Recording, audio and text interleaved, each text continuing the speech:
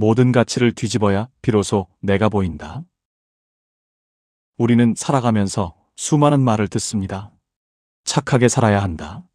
남들처럼 살아야 한다. 참는 사람이 좋은 사람이다. 욕심내지 말아야 한다. 조용히 순응하는 것이 성숙한 태도다. 처음에는 그 말들이 모두 옳은 것처럼 들립니다. 어른들이 그렇게 말했고, 학교가 그렇게 가르쳤고, 사회가 그렇게 요구했기 때문입니다. 하지만 어느 순간 마음속 깊은 곳에서 이런 질문이 올라옵니다. 정말 그게 내 삶의 진짜 기준일까? 나는 내가 믿는 대로 살고 있는 걸까? 아니면 누군가 정해준 기준에 맞춰 살고 있는 걸까? 나는 지금 나다운 삶을 살고 있는가? 바로 이 지점에서 니체의 철학은 시작됩니다. 니체는 우리에게 묻습니다. 너는 내가 믿는 가치들을 정말 내가 선택했는가? 내가 선하다고 믿는 것, 옳다고 믿는 것, 아름답다고 믿는 것, 성공이라고 믿는 것, 그 모든 것은 정말 너의 것인가? 니체 철학의 핵심은 단순합니다. 외부에서 주어진 가치를 맹목적으로 따르는 삶을 넘어서 스스로 가치를 창조하는 강한 존재가 되라는 것입니다. 다시 말해, 니체는 우리에게 이렇게 말합니다. 남이 만든 기준에 너 자신을 끼워 맞추지 마라. 내 안에서부터 다시 시작하라. 모든 가치를 의심하고 뒤집어보고 끝내 너만의 가치를 창조하라. 니체가 살았던 시대의 서구 사회는 오랫동안 기독교적 가치관에 깊이 물들어 있었습니다. 겸손해야 한다. 욕망을 억눌러야 한다. 고통은 참아야 한다. 가난한 자가 복이 있다. 낮은 자가 높아질 것이다. 이 땅의 살보다 저 너머의 세계가 더 중요하다. 이런 말들은 오랫동안 사람들의 삶을 지배했습니다. 물론 이 말들이 누군가에게는 위로가 될 수 있습니다. 고통 속에 있는 사람에게 희망을 줄 수도 있습니다. 하지만 니체는 그 이면을 보았습니다. 그는 물었습니다. 이 가치들은 정말 인간을 강하게 만드는가? 아니면 인간을 더 약하게, 더 순종적으로, 더 체념하게 만드는가? 니체가 보기에 문제는 여기에 있었습니다. 사람들은 자신이 직접 삶의 가치를 만들기보다 이미 만들어진 가치를 받아들이고 있었습니다. 그리고 그 가치가 자신을 억누르고 있음에도 그것을 신성한 것, 절대적인 것, 의심할 수 없는 것으로 믿고 있었습니다. 니체는 바로 그 믿음을 깨뜨리고 싶었습니다.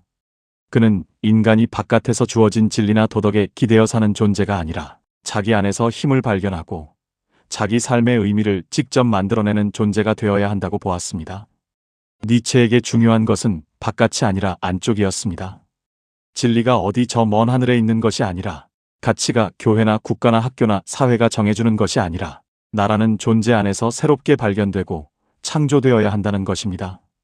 우리는 어릴 때부터 수많은 외부 기준 속에서 자랍니다. 학교에 가면 학생다워야 한다는 말을 듣습니다. 회사에 가면 직장인다워야 한다는 말을 듣습니다. 가정에서는 부모다워야 한다. 자식다워야 한다는 말을 듣습니다. 사회에서는 나이에 맞게 살아야 한다. 남들 보기 부끄럽지 않게 살아야 한다는 말을 듣습니다. 그런데 가만히 생각해보면 이상합니다. 도대체 학생다운 것은 무엇입니까? 직장인다움은 누가 정했습니까? 부모다움, 자식다움, 어른다움이라는 기준은 정말 모두에게 똑같이 적용될 수 있는 것입니까? 과거의 학교에서는 머리 길이, 교복, 말투, 태도까지 검사하며 학생다움을 강요했습니다.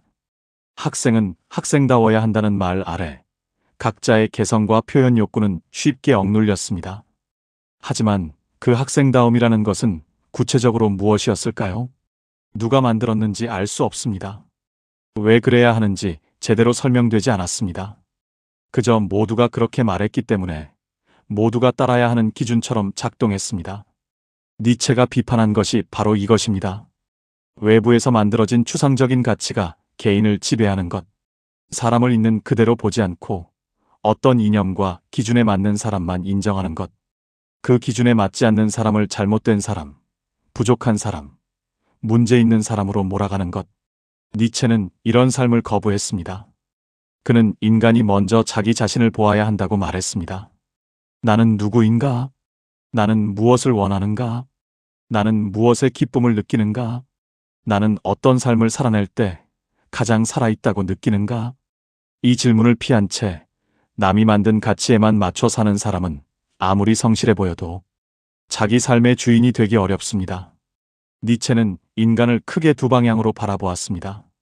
하나는 약자의 태도입니다. 다른 하나는 강자의 태도입니다. 여기서 말하는 약자와 강자는 단순히 돈이 많고 적음, 권력이 있고 없음의 문제가 아닙니다. 니체가 말하는 강함은 내면의 태도에 가깝습니다. 약자는 외부에서 주어진 가치를 의심하지 않고 따릅니다. 자신의 욕망과 힘을 정직하게 바라보지 못합니다. 그리고 자신이 가지지 못한 것을 가진 사람을 향해 원망과 질투를 품습니다. 이때 등장하는 중요한 개념이 바로 르상티망입니다. 르상티망은 단순한 질투가 아닙니다. 그것은 자신이 이기지 못한 대상, 자신이 도달하지 못한 세계를 도덕적으로 깎아내리는 감정입니다. 예를 들어보겠습니다. 어떤 사람이 부자가 된 친척을 봅니다. 마음속 깊은 곳에서는 부럽습니다. 나도 저렇게 살고 싶다는 마음이 있습니다. 하지만 그 마음을 솔직히 인정하기 어렵습니다. 그러면 그는 이렇게 말합니다. 저 사람은 분명 치사한 방법으로 돈을 벌었을 거야. 돈 많은 사람들은 다 탐욕스러워. 저렇게 사는 건 좋은 삶이 아니야. 나는 가난하지만 마음은 깨끗해. 물론 부자 중에 부정한 사람이 있을 수 있습니다. 돈만 쫓는 삶이 공허할 수도 있습니다. 하지만 니체가 지적하는 것은 그 판단의 출발점입니다. 그 말이 정말 진실을 향한 판단인가, 아니면 내가 갖지 못한 것을 가진 사람을 깎아내림으로써 나 자신을 위로하려는 감정인가. 이솝 우화에 나오는 여우가 닿지 못한 포도를 보고 저 포도는 어차피 신포도야라고 말하는 것처럼 약자는 자신이 얻지 못한 것을 나쁜 것으로 바꾸어 해석합니다. 니체는 이것을 매우 날카롭게 보았습니다. 약자는 자신의 무능을 인정하고 극복하려 하지 않습니다. 대신 자신보다 강한 자를 악한 존재로 규정합니다. 그리고 자신은 선한 존재라고 믿으며 위안을 얻습니다. 이것이 니체가 말한 노예 도덕입니다. 반대로 강자는 다르게 반응합니다. 강자는 자기 안의 욕망과 힘을 부끄러워하지 않습니다. 자신이 원하는 것을 정직하게 바라봅니다. 자신이 부족하다면 그것을 인정하고 성장하려 합니다. 강자는 타인의 성공을 보며 무조건 악하다고 말하지 않습니다. 누군가 자신보다 앞서 있다면 그것을 원망하기보다 배울 수 있는 것으로 봅니다. 강자에게 중요한 것은 남을 끌어내리는 것이 아닙니다. 자기 자신을 끌어올리는 것입니다. 니체가 말하는 강한 인간은 잔인한 사람이 아닙니다. 타인을 짓밟는 사람이 아닙니다. 그저 자기 삶의 책임을 남에게 넘기지 않는 사람입니다. 내가 이렇게 된 것은 사회 때문이라고만 말하지 않는 사람. 내가 실패한 것은 저 사람이 잘났기 때문이라고만 말하지 않는 사람. 내 불행을 설명하기 위해 타인을 악마로 만들지 않는 사람. 강한 사람은 자기 안을 봅니다. 나는 왜 저 사람을 미워하는가? 나는 왜 저 성공을 불편해하는가? 혹시 나는 부러움을 도덕적 비난으로 포장하고 있는 것은 아닌가? 내가 정말 원하는 것은 무엇인가? 이 질문을 할 수 있는 사람이 강한 사람입니다.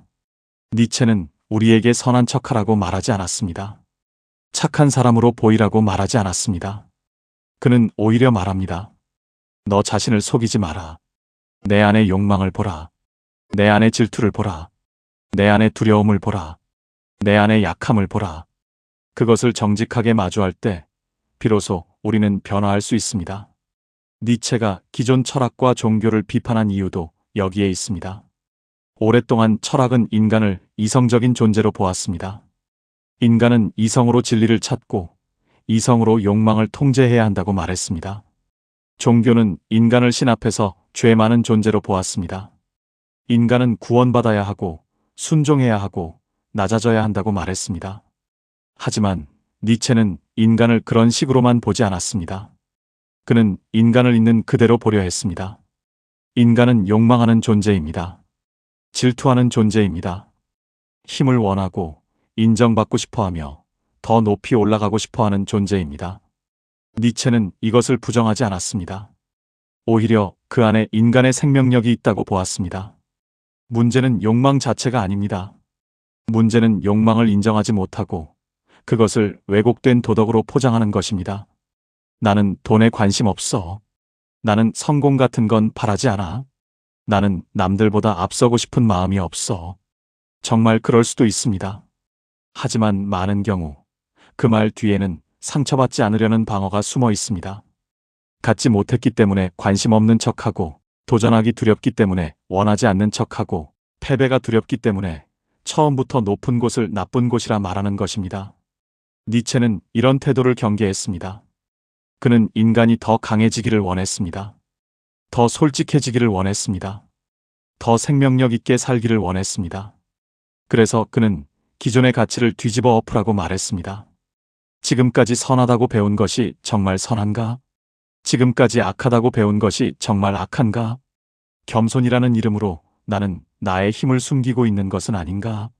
착함이라는 이름으로 나는 두려움을 포장하고 있는 것은 아닌가? 순종이라는 이름으로 나는 내 삶의 책임을 피하고 있는 것은 아닌가?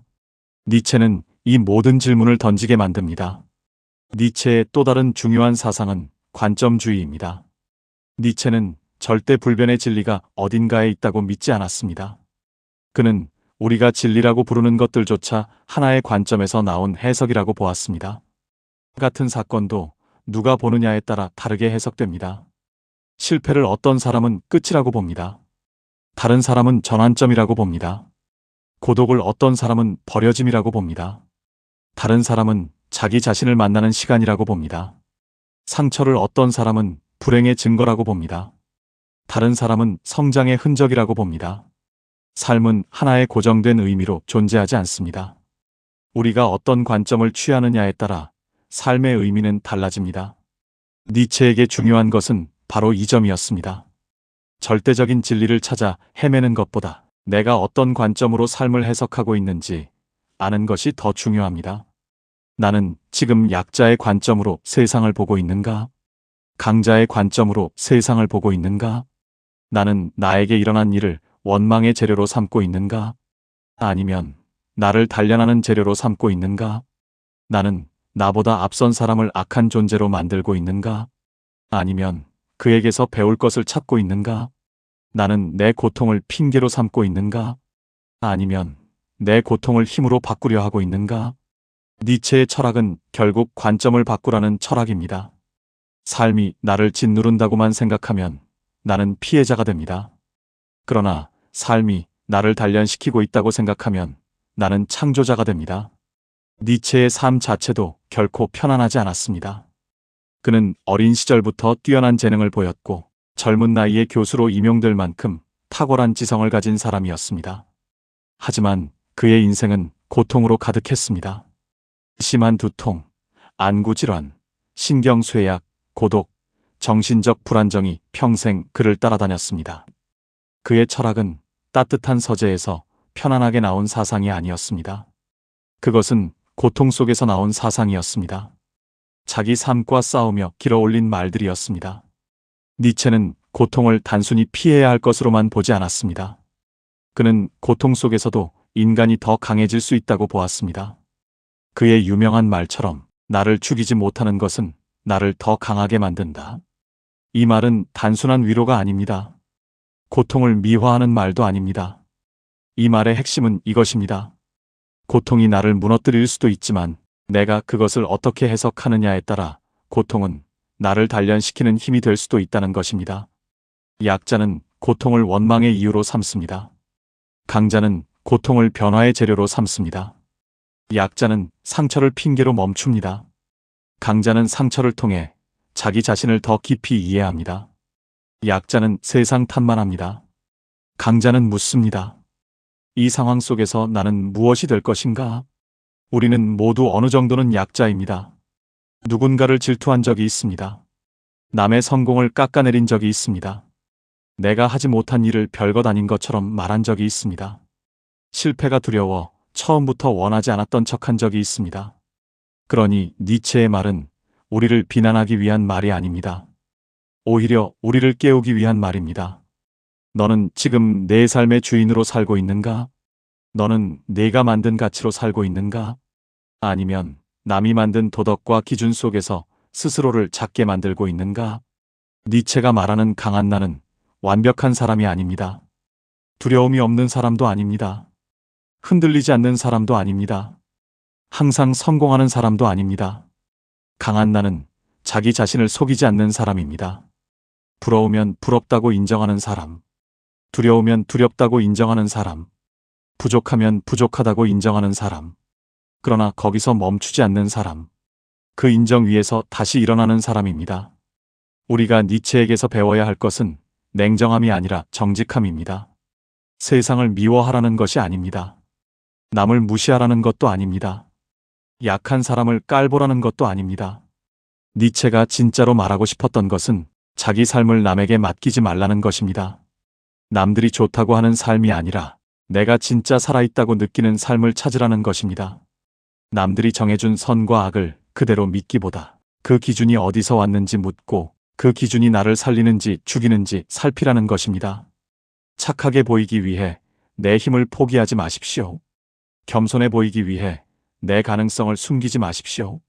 남들 눈에 맞는 사람이 되기 위해 내 안의 목소리를 버리지 마십시오. 내 안에서 시작해야 합니다. 내가 무엇을 원하는지, 무엇을 두려워하는지, 무엇을 질투하는지, 무엇을 사랑하는지, 무엇을 위해 고통을 감당할 수 있는지, 그것을 알아야 비로소 나만의 가치가 만들어집니다. 니체는 우리에게 편안한 길을 주지 않습니다. 그의 철학은 달콤한 위로가 아닙니다. 오히려 불편한 거울입니다. 그 거울 앞에 서면 우리는 보게 됩니다. 내가 선하다고 믿었던 것 속에 두려움이 숨어 있었음을, 내가 겸손이라고 부른 것 속에 체념이 숨어 있었음을, 내가 정의라고 말한 것 속에 질투가 섞여 있었음을, 내가 현실적이라고 말한 것 속에 포기가 들어 있었음을. 그러나 그 사실을 마주하는 순간 우리는 처음으로 자유로워질 수 있습니다. 왜냐하면 내가 나를 속이고 있었다는 사실을 알 때 비로소 나를 바꿀 수 있기 때문입니다. 니체 철학은 우리에게 이렇게 말합니다. 너 자신을 넘어서라. 어제의 나를 넘어서라. 남이 만든 기준 속에 갇힌 나를 넘어서라. 상처와 원망으로 세상을 바라보던 나를 넘어서라. 두려움을 도덕으로 포장하던 나를 넘어서라. 그리고 마침내 내 삶의 가치를 스스로 창조하는 사람이 되라. 그것이 니체가 말한 강한 나입니다. 강한 나는 태어나는 것이 아닙니다. 강한 나는 만들어지는 것입니다. 자기 자신을 직시하는 순간부터, 남이 만든 가치에 의문을 품는 순간부터, 내 삶의 책임을 다시 내 손에 쥐는 순간부터 우리는 조금씩 강해집니다. 오늘 당신이 해야 할 일은 거창하지 않습니다. 그저 하나의 질문을 던지는 것입니다. 지금 내가 믿고 있는 이 가치는 정말 나의 것인가? 이 질문 앞에서 삶은 흔들릴 수 있습니다. 하지만 그 흔들림 끝에서 비로소 진짜 내가 모습을 드러냅니다. 니체는 말합니다. 무너뜨려라. 의심하라. 뒤집어보라. 그리고 다시 창조하라.